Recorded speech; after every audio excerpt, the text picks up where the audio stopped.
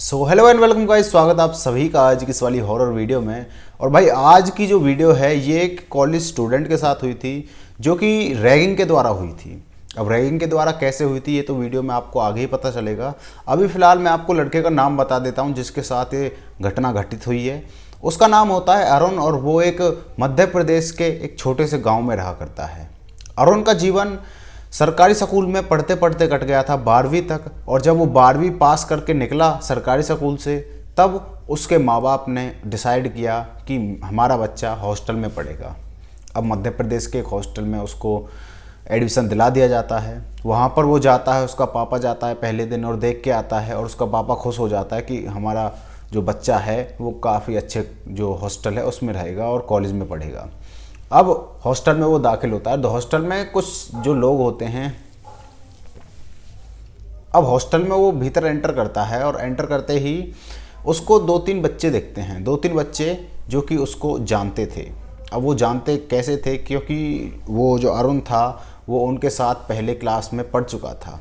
अब वो बच्चे उनको बताते हैं कि भाई यहाँ पे ना रैगिंग होगी और तू रैगिंग से बच के रहना, क्योंकि जो पहले फर्स्ट दिन रात के समय पर रैगिंग होती है यहाँ पर, और रैगिंग से जो सीनियर लोग हैं वो रैगिंग करवाते हैं और उनको जो भी टास्क वगैरह देते हैं वो देते हैं और मानना पड़ेगा भाई, क्योंकि ये फिर पीछे परेशान करते हैं उस बच्चे को।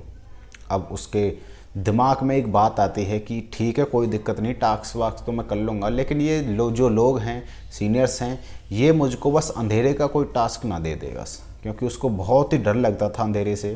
तो अंधेरे के बारे में सोच सोच कर वो घबराया जा रहा था। रात का वक्त होता है तकरीबन 8 बजे। 8 बजे सारे बच्चों को इकट्ठा किया जाता है। बच्चे इकट्ठा हो जाते हैं। तकरीबन 9 बजे तक सारे जो जूनियर्स बच्चे थे जिस दिन वो आए थे उस रात को वो इकट्ठे होते हैं। इकट्ठे होने के बाद जो सीनियर स्टूडेंट्स थे वो उनके पास आते हैं और पास आके कहते हैं कि इसको ये टास्क करना है, इसको ये टास्क करना है। अब अरुण पीछे खड़े खड़े देख रहा था लाइन में लगे लगे कि ये तो बहुत आसान टास्क दे रही हैं, लेकिन जो सीनियर अरुण को टास्क देने वाला था वो थोड़ा सनकी दिमाग का था, आप कह सकते हो बहुत रूड सा वो होता है और गुस्से वाला आदमी था, ऐसा कुछ आदमी था वो। तो उसको वो टास्क देता है। अरुण उस टास्क को सुनकर घबरा जाता है और घबरा के उसको एक चिढ़ भी लग जाती है कि ये इस तरीके से मुझसे बात क्यों कर रहा है, क्योंकि वो बहुत ही गंदी तरीके से बात कर रहा था। जो सीनियर था उससे बहुत ही अकड़ सी में बात कर रहा था, एक तरीके से मान लो कि चैलेंज दे रहा हो अरुण को। अरुण उसकी बात को सुनकर उसके चैलेंज को एक्सेप्ट करता है और उस सीनियर स्टूडेंट ने टास्क दिया था कि सामने की तरफ जो जंगल है उसमें जाके तुमको आम के पेड़ से 5 आम तोड़कर लाने, हम 5 सीनियर स्टूडेंट के लिए। अब इस बात को वो मान लेता है अरुण और एक तरीके से ईगो पे ले जाता है जब भी वो जाता है, क्योंकि उसको अंधेरे से बहुत डर लगता था। अब उसके लिए एक अच्छी बात भी थी, उस रात चांदनी रात थी तो ज़्यादा अंधेरा नहीं था, उजाला था सब तरफ, उसको काफ़ी अच्छा दिख रहा था। टॉर्च उसके हाथ में दी जाती है और टॉर्च लेकर वो निकल जाता है। पहले कॉलेज से बाहर निकलता है, फिर रोड पार करके वो जंगल आता है, उस जंगल में एंटर करता है। उस जंगल में एंटर करता है तो थोड़ी दूर चलता है, तभी उसको एक अपने पाँव में, उसके पहले आपको बता दूं कि बारिश का मौसम था तो वो मिट्टी है जो जंगल की मिट्टी कच्ची हुई पड़ी थी, उसमें पाँव वाँव धंस जाता था। अब उसका पाँव भी इस कीचड़ में घुस जाता है और वो उसके कपड़े वपड़े पूरी तरीके से गंदे हो चुके थे, मट्टी में हो चुके थे। अब वो अपना सफ़र तय करता है। तकरीबन 1 किलोमीटर की दूरी पर था वो आम का जो पेड़ है, सीधे सीधे जाना था उसको। अब अपना सफ़र तय करता है वो, तभी उसके पाँव में कुछ नज़र आता है तो वो देखता है कि पाँव में मेरे सांप लपेटा मार रहा है मेरे पाँव को। और वो जैसे अपने पाँव को हलाता है, जो भी करता है वो अपने पाँव से सांप छुड़ाने के लिए, तो जैसे सांप को छुड़ाता है तभी उसको जुप से कोई भागता हुआ दिखता है। वो टॉर्च ऑन करके देखता है तो ये तो जंगल के कुत्ते हैं जो किसी शिकार के पीछे पड़े हुए हैं। अब उस मोमेंट के होने के बाद तभी उसका एकदम से पैर टकराता है चलते चलते, जैसे वो अपने पाम को हिला रहा था जिससे कि सांप निकल कर भाग जाए यहाँ से। सांप तो निकल गया लेकिन उसका पाँव किसी पत्थर में लगकर वो ज़मीन पर गिर जाता है अरुण, और उसका मुंह में बहुत गंदी तरीके से कीचड़ भर गया था, उसके कपड़े सारे गंदे हो गए थे। लेकिन यहाँ पर एक ट्विस्ट आता है। क्या ट्विस्ट आता है कि जो अरुण होता है उसको एक हाथ दिखाई देता है अपनी आंखों के सामने, जैसे वो ज़मीन पर गिरा पड़ा है उसको एक हाथ दिखाई देता है कि कोई बुज़ुर्ग आदमी किसी बुजुर्ग आदमी का ये हाथ है। हाथों पे जिस तरीके की झुर्रियाँ पड़ी होती हैं वो झुर्रियाँ पड़ी हुई थी। जैसे वो ऊपर अपना मुंह करके देखता है, ये तो नॉर्मल कोई बुजुर्ग आदमी है। लेकिन अरुण को कुछ दिमाग में ये समझ में आ रहा था कि ये आदमी मैंने पहले कहीं देखा है, आज या कल के बीच में मैंने पहले कहीं देखा है इसको। उसको आपको इसकी कहानी पीछे पता चलेगी कि इसको कहाँ देखा था इसने। अब अरुण क्या करता है, उसके हाथ को पकड़कर ऊपर उठ जाता है। वो बूढ़ा आदमी उसको उठा देता है ज़मीन से। अरुण से कहता है, बेटा तुम यहाँ इतनी रात को क्या कर रहे हो। और वो बूढ़ा आदमी इस बात को कहता है तो अरुण उससे कहता है कि अंकल मेरी बच्चे रैगिंग कर रहे हैं, जो सीनियर स्टूडेंट हैं वो रैगिंग कर रहे हैं और मुझे ऐसे ऐसे टास्क दिया है, आम के पेड़ पर जाना है और आम से फल तोड़ के लाने, पाँच आम तोड़ कर लाने, उनको देने हैं। अब वो बूढ़ा व्यक्ति कहता है, बस इतनी सी बात, चलो तुम मेरे साथ चलो। अब वो अरुण खुश हो जाता है। वो सोचता है यार चलो साथी मिल गया यार, एक से भले तो दो, और ऊपर से रास्ता बताने वाला भी। अब तकरीबन 40-50 कदम उसने आगे बढ़े थे उसके बूढ़े व्यक्ति के साथ अरुण के। तभी बूढ़ा व्यक्ति खांसने लगता है, बड़ी बड़ी सांसें लेने लगता है। अब वो जैसे इस को कर रहा था, सांसें ले रहा था बड़ी बड़ी, तो अरुण उससे पूछता है कि अंकल क्या हुआ।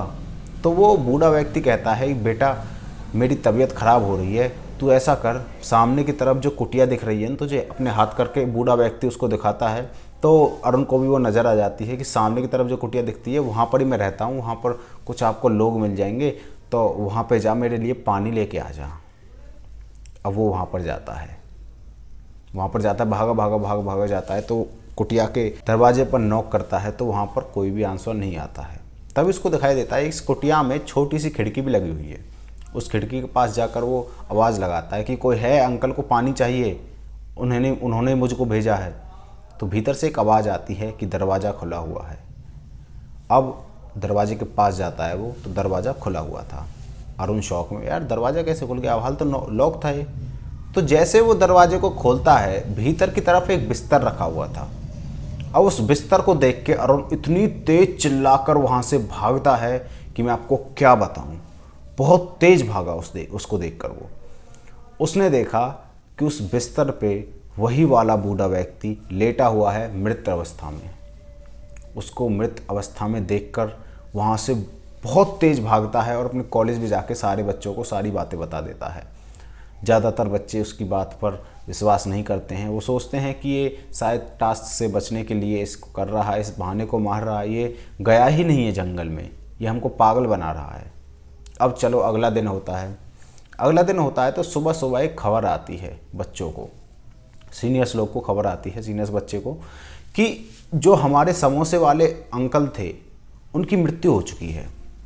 अब मृत्यु कैसे हुई, उनको पता कैसे चला, क्योंकि उनके पास तो फ़ोन भी नहीं रहता था जो समोसे बनाते थे। जो कैंटीन में लोग आते थे काम करने के लिए, उनमें से एक लड़का सोचता है कि अंकल अभी तक नहीं आए, समोसे बनाते थे वो, तो समोसे अभी बने नहीं है, चलो मैं उनके घर चले जाता हूँ।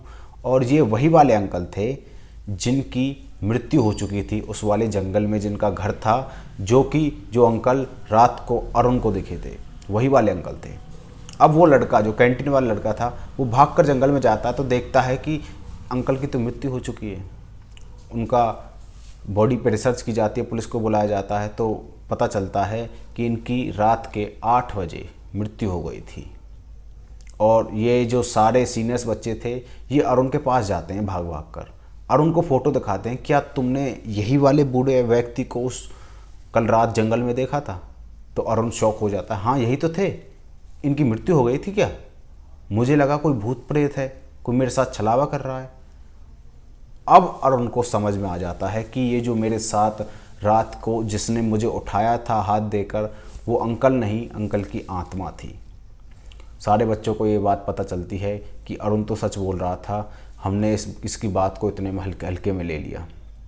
अब आज का दिन है और उस रात का दिन था। अब तक उस कॉलेज में रैगिंग नहीं हुई है, 10 साल हो गए हैं, 10 साल से उस कॉलेज में रैगिंग नहीं हुई है। बच्चों के अंदर इतना खौफ बैठ गया है उस बात का। दोस्तों कैसी लगी आपको ये वाली स्टोरी, वीडियो आपको अच्छी लगती है तो वीडियो को लाइक एंड चैनल को सब्सक्राइब जरूर कर देना। मिलते हैं किसी नेक्स्ट वीडियो में, तब तक के लिए बाय बाय।